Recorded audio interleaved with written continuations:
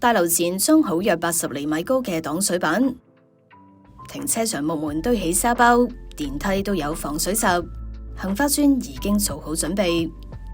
因為超強颱風華加莎預料會喺星期二晚進入本港400公里範圍，到時風力同沿岸水位都可能同18年嘅山竹相若，預料會吹東至東北風，杏花邨有機會再成水浸重災區。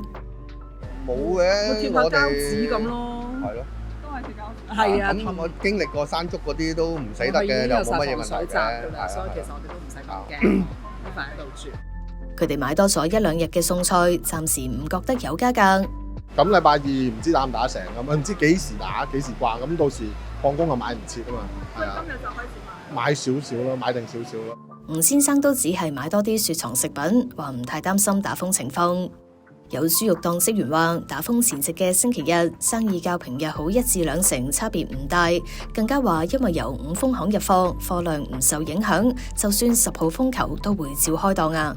反而膠紙可能更加搶手，有連鎖商店嘅膠紙已經賣到所剩無幾，更加有五金鋪話星期一開始會將12蚊嘅闊膠紙加價到20蚊。至於另一個水浸黑點，柴灣環翠邨地下停車場，除咗準備 L 型嘅擋水板同沙包，亦都分別喺水渠同地面放咗唔同大細嘅抽水機備用。